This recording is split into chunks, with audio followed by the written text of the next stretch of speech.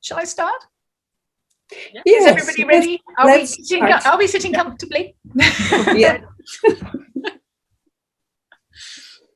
Okay, let's go then. So, hi, my name is Sarah Monk, and I produce a podcast called Materially Speaking, where artists tell their stories through the materials they choose. Over the last couple of years, I've interviewed 25 sculptors working in marble around Pietrasanta in northern Italy. My personal interest in materials goes back to when I was a child, watching my father, a craftsman, create 16th century musical instruments called serpents out of wood. I live and work in London, but when I can, I spend time in Italy. And today I'm very happy to have been invited to moderate a very special session for a group of women sculptors who call themselves the Stone Circle. Monika Majer met these women sculptors on Instagram during the pandemic.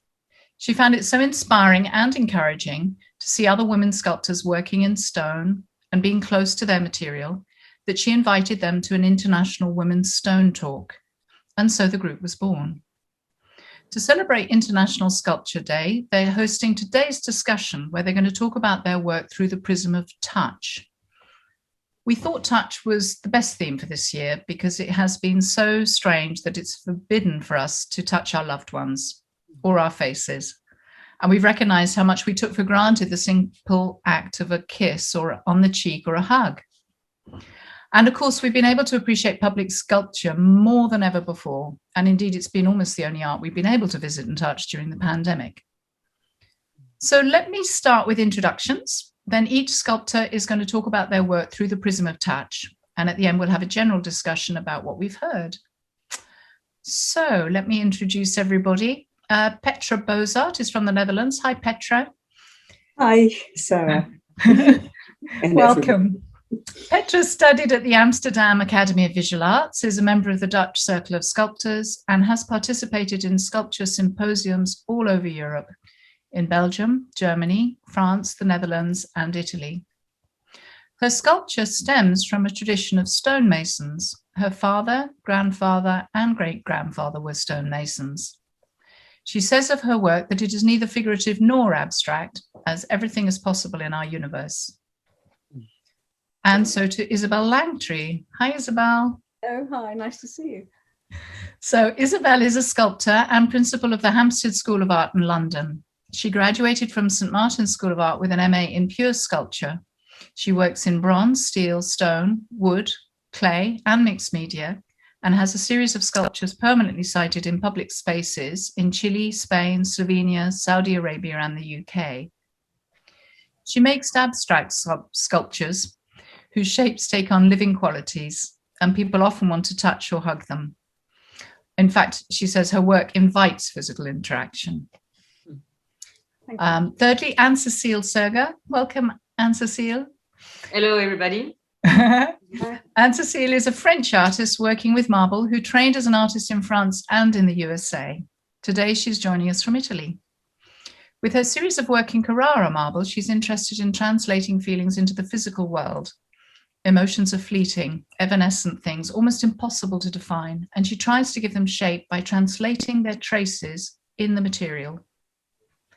She has a specific focus on emotions that are deemed improper. Rage, violence, anger, and trauma are recurring themes in her work, and she aims to oblige the viewer to face them. And finally, Monika Majer. Hi, Monika. Hi. Monika, who is the founder of the Stone Circle, is a stone sculptor from southern Germany. Apprenticed in a small sandstone quarry, she graduated as a stonemason in 1995, receiving the honor of being Germany's best. Since 2000, she's been a freelance sculptor, and more recently has completed training as a craft designer and also in expressive art therapy.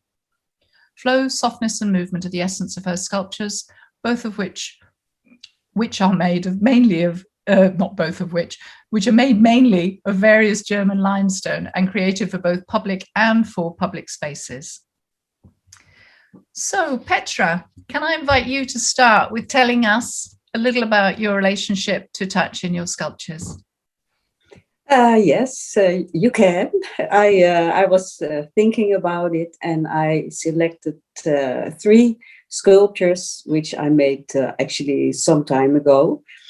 But they illustrate the best touch for me. First one is the first picture. That is passage. It's a huge stone I received during a symposium in Belgium. And there is it like that. You don't have a model, but you get a certain kind of stone. You don't know what size or what format. And you have to improvise and be very creative to think, what can I make out of this? So this one is maybe 1 by 2 meters by 1.5. It's I thought, well, I cannot do so much in 3 weeks, so let me do something. So I make how do you say that? Well, I just treated it as being a fruit. So an avocado, I just scraped out the middle of it, and I was thinking of a passage or a womb or uterus. And I had my son of 3 years old with me, which was not so easy during a symposium, but he was there with his little friend.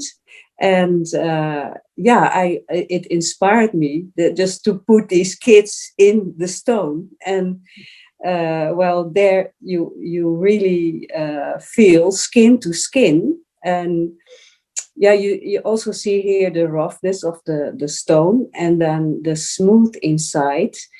Maybe you can show the next picture. Here, his friend, my son's friend, is laying inside of this. And the next picture, please. Here you can see me smoothing the surface, which is I actually always do by hand, because the touch of the hand is an intuitively feeling, and only by hand I can really finish. It's the final touch. Really, that's literally the final touch. Then I feel how the form has to be. And this is very nice in this sculpture, because the smoothness will actually disappear normally after time. But because children play on it and they use it as a slide, I was there 2 years ago, and it's still shining because of all the kids climbing up and sliding down. What can I say about touch? Yeah, I also think here that the stone, you're not only touching the stone is touching you. And I was also inspired by 2 books. I don't know if you know them. One of them is The Perfume of Suskind, and one of them is Le Limbe de Pacifique of Friday or the Other Island. It's Michel Tournier. And in both books, there is a man who is totally alone, and he descends in a cave, and in a very narrow part, he feels like as if he's back in a womb. Sometimes a womb of a mother, but it can also be a woman, like a sexual relationship.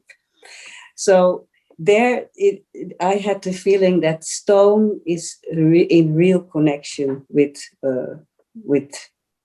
your skin. Well, or you can show the next picture. Mm-hmm.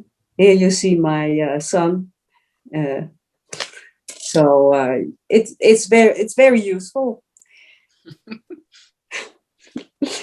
Okay, you have a question, or shall I go for the next? Maybe I forgot something, but now the next picture. Then it's It's a land of milk and honey. This I made after giving birth to my son. So actually it's a bit older than the other one. Here I had this piece of natural stone, eroded stone from the quarry. And I combined it with a myself-made piece of stone with the 7 breasts. And I don't know if you are familiar with the land of milk and honey. It's a biblical term.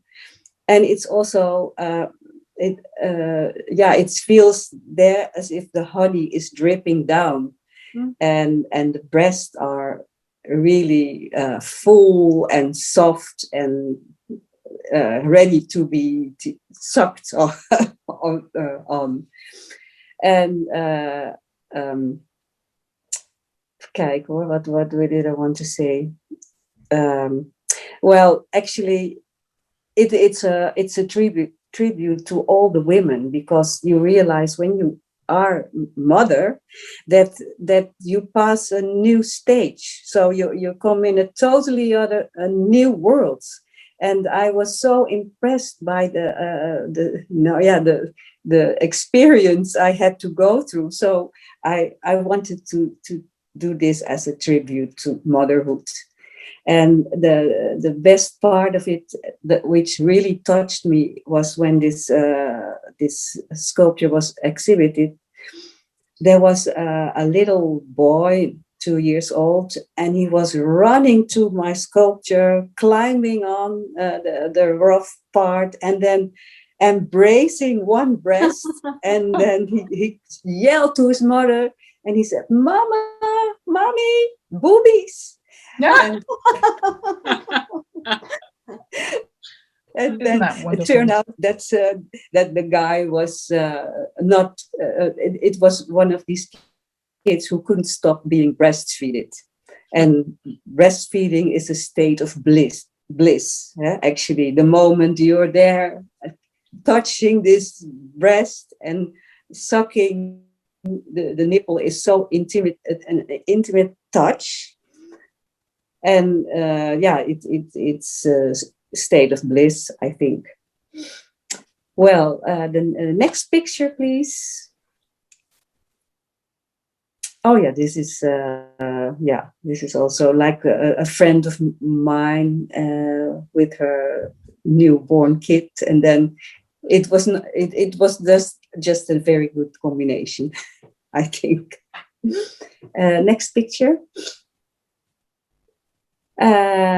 This is a sculpture I made actually after my partner left, or we separated, but I was still longing so much for his back and his skin and the touch and the sensuality. So I thought, well, I make an imprint in a very beautiful diabase, which it has also very nice skin when you polish it. And so I really cut out the whole man size back of him. It's like a human fossil, actually. Or you can also experience that somebody just got out of the stone, that he just left. That's why it's called Lost. And maybe the next picture shows it a bit better. Yes. Here you see that I really struggled with anatomy because it's not, if you do everything negative, it's not the same as, it doesn't look like it's good. So you have to translate it, the negative space, in something which you recognize as human. I think that's a little bit for me what is my association with touch. It's beautiful. I feel quite emotional, actually. Thank you for sharing that. I personally was very moved by the child curling up in the womb like one as well. How about you, ladies? Yes. Had you seen this work before? No, it's a very beautiful, it's all very beautiful, actually. Thank you for sharing it. Mm-hmm. And I see what you Thank mean. you. It really does draw you to touch it. It's fantastic. Thanks.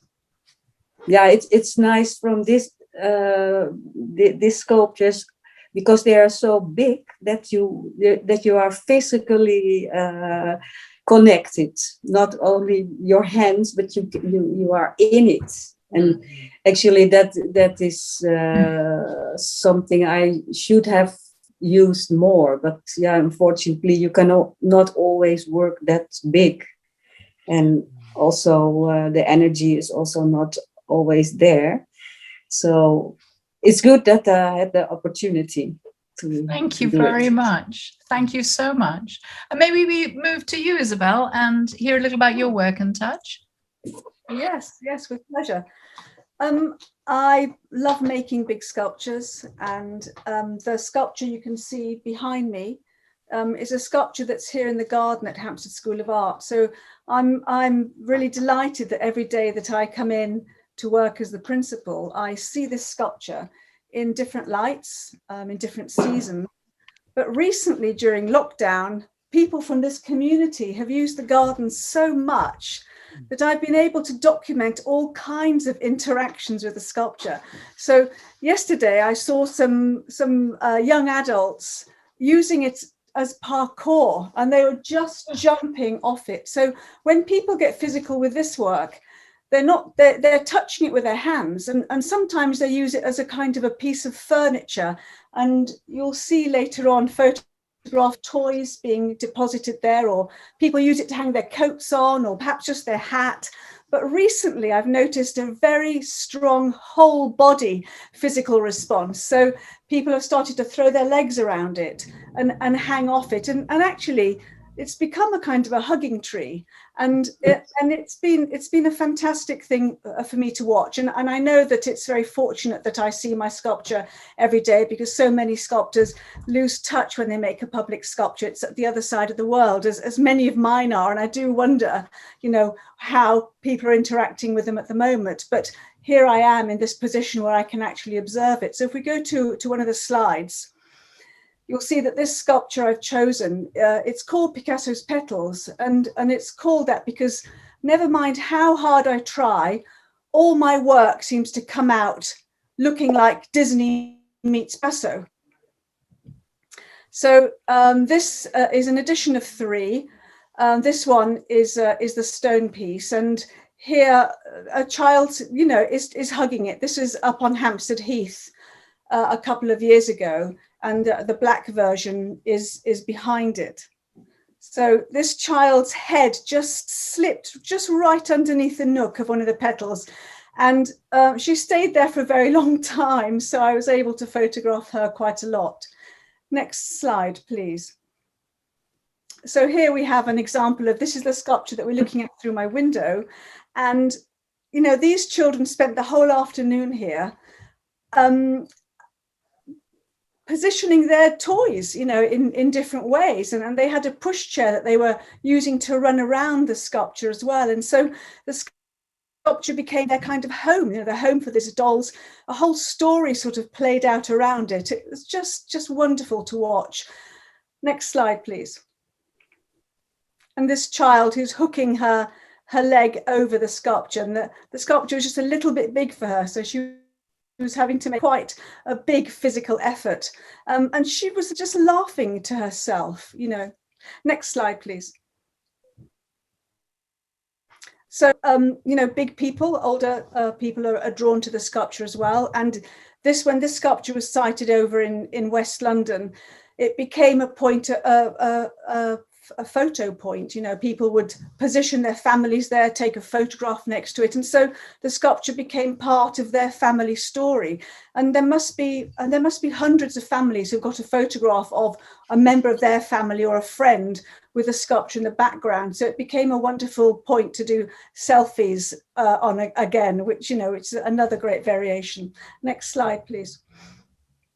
And this is the final slide. So this was a little while ago, last summer actually, and a group of children were using it to do gymnastics against. And you can see actually in real life here that the area around the sculpture, the base, the grass hasn't got a chance of growing because people naturally gravitate there, and that's become sort of the magnet of this community garden. It's where everybody wants to go and sit. And so there's this, fantastic idea, really, that let's finish with the slides now so you can see the sculpture in reality, that the sculpture owns the space, in a way, and then the people own the space through the sculpture as well. So there's this lovely interaction, this sort of symbiotic thing that goes on that makes the sculpture the happiness. So what happened here at Christmas time is that the local council decorated the sculpture with fairy lights, and it became the community Christmas tree. And so it has all these different manifestations in different seasons. The philosopher Herder tells us that it is preeminently of humans and for humans. And I think, it's a very unique facet, the work that we are all making, that people want to interact with it and that people want to touch it. So instead of hugging your granny, you came along and you hugged your local sculpture. And I think that's such a wonderful position that the sculpture has taken up, that it delights me on a daily basis. And I think that if we can spread the word that councils really ought to take on the responsibility of providing the hugging tree, it would create spaces, many, many more communal spaces. It really does work. Thank you. Wow. I think that is brilliant. It's as though it is a living being. It's a living part of the community. And I think that selfie comment so interesting because, of course, everybody wants to memorialize themselves with selfies, and traditionally sculptors have done a lot of memorializing. So like the Taj Mahal, having the photo with it in, it's very interesting. It is. It's a new way of interacting, I think, with your local space. It's the picnic area. It's great. It's great. I'm sure it happens to all of us. We're all making work like this.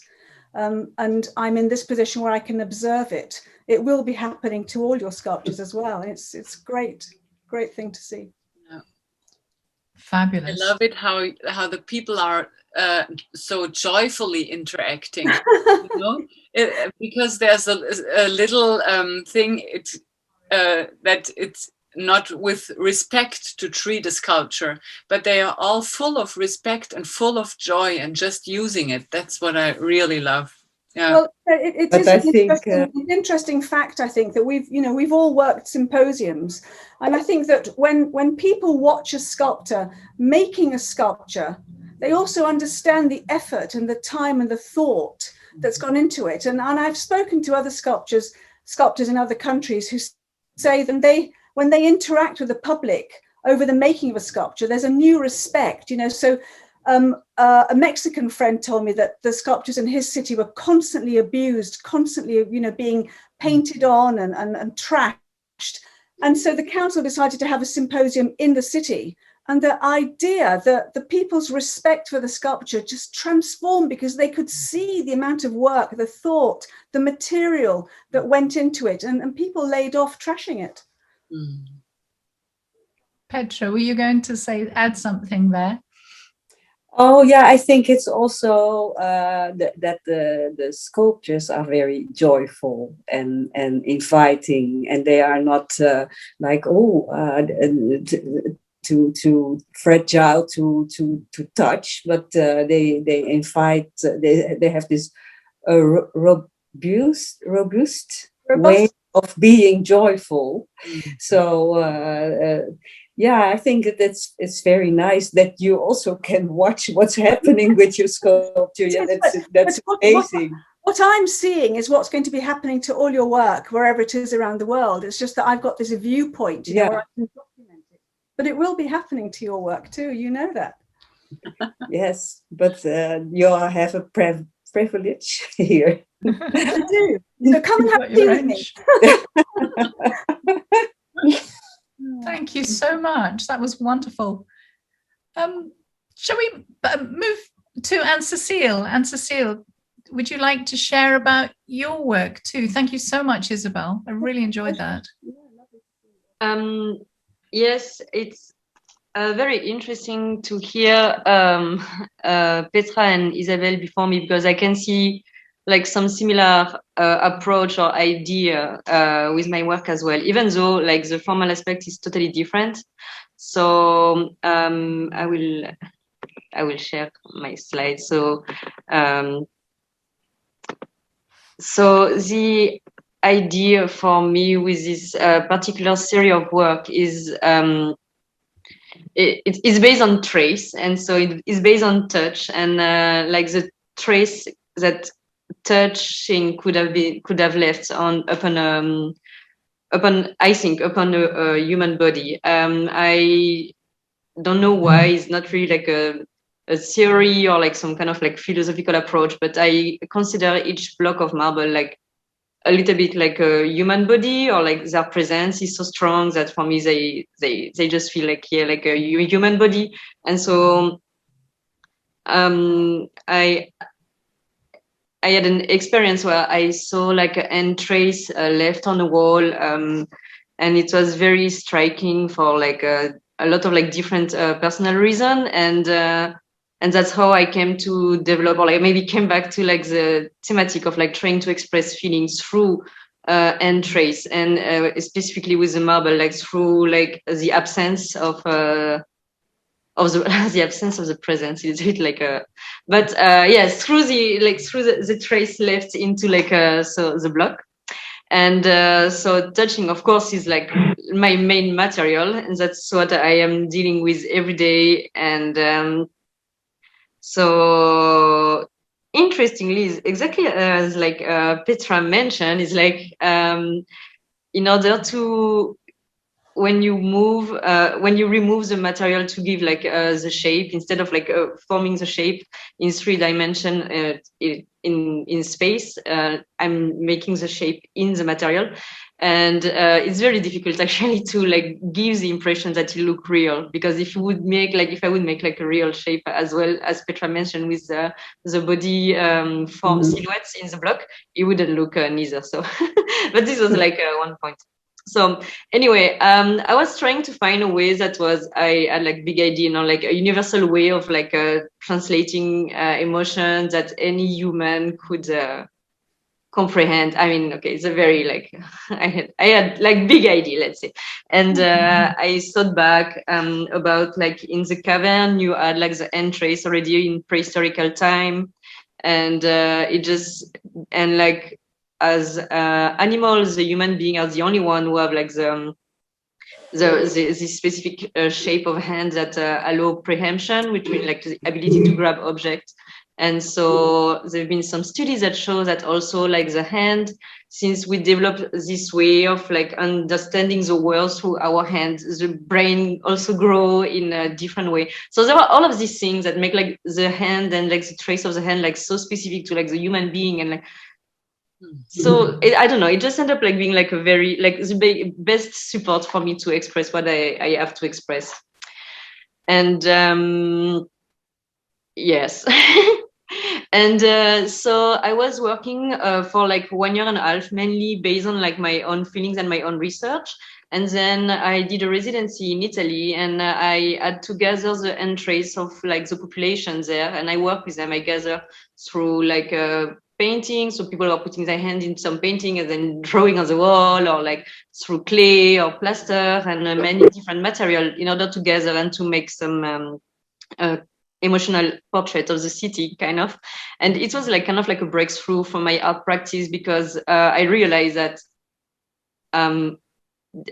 people have like even so many, we can be like so similar and like living right next to, I don't know, in our own family, in our loved one, our closest friend, and people will still find like a way to express themselves through their hand tactility like so differently, and there are like so much sensibility and variation. So it was really a breakthrough, and I began to collect. It's still very sporadically because it's a very intimate practice for me, but to collect the entrails of my closest one. So this is, for example, the entrails of my mentor marble sculptor, Pablo H. Langtry. And I, as you mentioned, Sarah, I had like an approach that was more into like trauma, violence, and destruction. And this artist has been moving mountain in an extremely positive way for him and for his community for the last 40 years. So here I begin to like change and like kind of like pushing the material forward to create something new instead of like removing material. I mean, so it's allowed me to broaden my view and my art practice. I mean, on so many levels. So that's introducing other people and trying to studies how people were able to have their own touch language in a way. This I gather from my friend child. She was 3 years old at the time, I think, Madeleine. So really very, very interesting for me. And yes, this is yet another attempt to like try to develop my approach on touch and feelings. And last but not least, again, I want to say very similarly to Petra, I also use my hand to finish my sculpture very often. Like sometimes my eyes or like my brain or my model, it doesn't bring me forward, or it doesn't give me the clue to how to finish. So what I do very often is that I close my eyes and I just go with my hand all around the block or like the sculpture, and then, but directly within like less than 10 seconds, I know exactly where there is a problem and where I need to work. So, and it is not something people told me to do. It's just something I know I have to do it this way, and very intuitive and like one of the most efficient, in a way. And yes, so I think there is for me like in my work I use like touch to as my main support form. How can I say? To transfer my idea and my feelings towards the public, but at the same time, I do gather the touch of others to like re-inject it in the world. And yet on another aspect, is like I use my touch just like as a way of like knowing when a work is done or not, or when there is something wrong. Like I use it as a way to acquire information that I don't know is intuitive. So very interesting that I can see that like for like Petra was like sharing very similar ideas through a practice, but of course like we end up using it differently. So how big is this sculpture? It's absolutely beautiful. Thank you. I don't remember exactly the dimension, but I would say maybe 80 or 90 centimeter tall. Quite big, yeah. Yeah. I think. Sorry? What's the stone you're using? It's a pink Portuguese marble. It's a different series. I have a very basic approach. It's like each color is a different series. Each marble color bring me to a different series. Yeah, to work more specifically. So like I think the one in Carrara marble is way more specific to like the aspect of like touch and feelings and how I can use one to support the other. Lovely. Wonderful. Thank you. Thank you very much. I was curious too that we've sort of let's open it up for general discussion, shall we now? But in touch generally, I've always thought of touch as a positive thing, because it's a human thing that we love. But then I realized also that this last year with the pandemic, we've also had the Me Too movement and a sort of a move towards maybe saying it's not appropriate to touch. And I wondered if you, for that or other reasons, had felt there'd been a change regarding touch in the last year or two that you'd experienced or witnessed. I do think that people have become terribly respectful about your space. But I don't see that they're certainly touching other things, you Yes. know. And I have trees. There are trees in this community garden as well, and I've noticed that they're not, you know, people are throwing themselves at my sculpture, but they're also touching the tree and sitting on the grass actually a lot more than they used to. Well, yeah, and I have my sculptures in a museum, but in that museum, particularly there, you can touch all the sculptures. But since the corona happened, they had to close the museum. They didn't want to open it like the other. So in between, there was a period that the museum were open. But there they said, no, we keep it closed because here you have to touch. But I only had once an experience that I had a sculpture which is two parts, but they have to stick together. But the people like it so much to touch, so they completely turn around the whole thing. And then you come there as a sculptor and you see your sculpture completely misunderstood. So that was not, I think sometimes people go a bit too far. You have to, of course, you have to touch, but you have to respect the form. You cannot just put it back in a complete wrong way. Yeah, no, yeah, that is, I think it's inviting because everything is possible there. Lovely. How about you, Anne-Cécile? How do you feel it's changed or? I mean, it's a difficult question, I have to admit, but I would go again toward what Petra just said.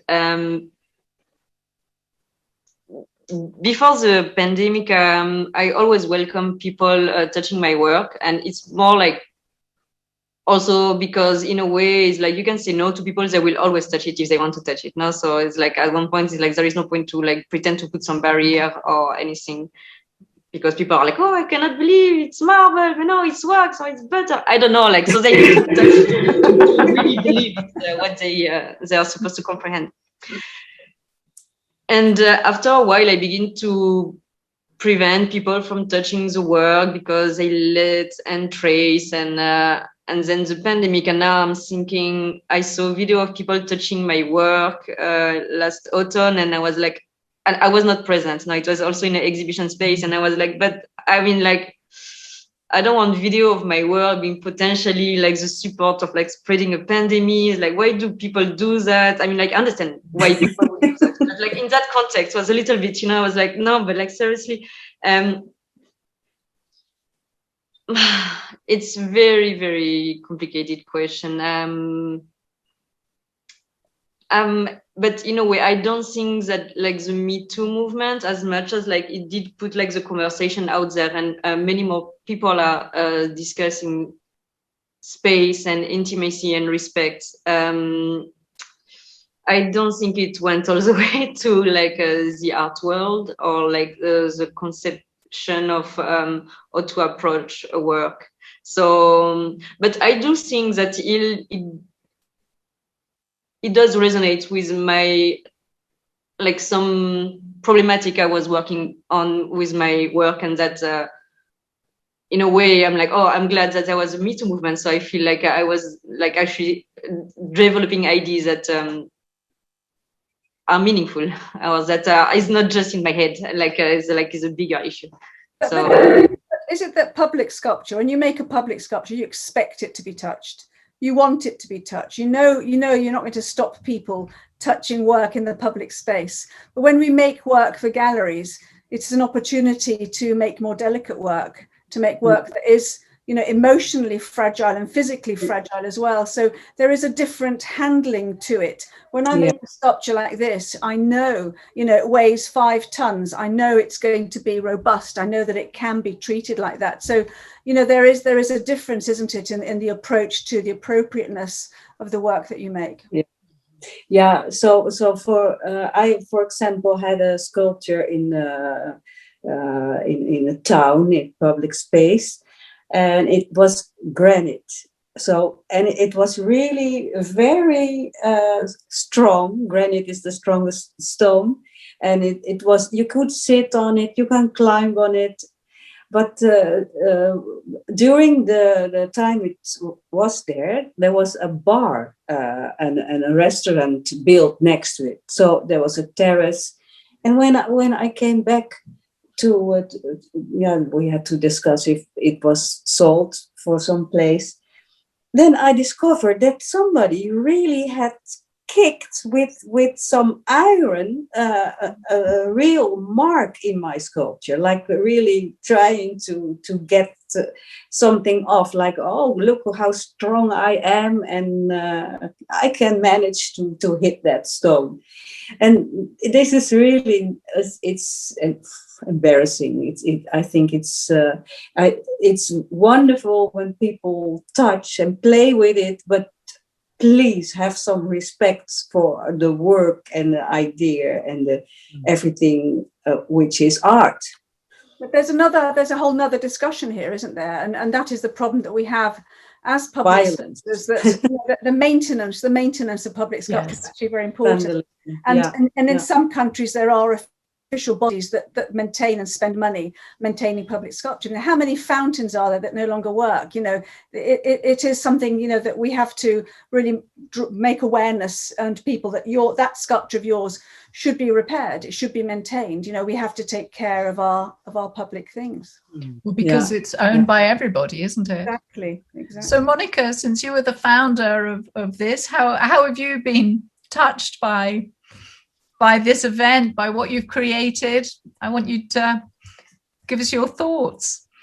Oh, I just had another thought in my head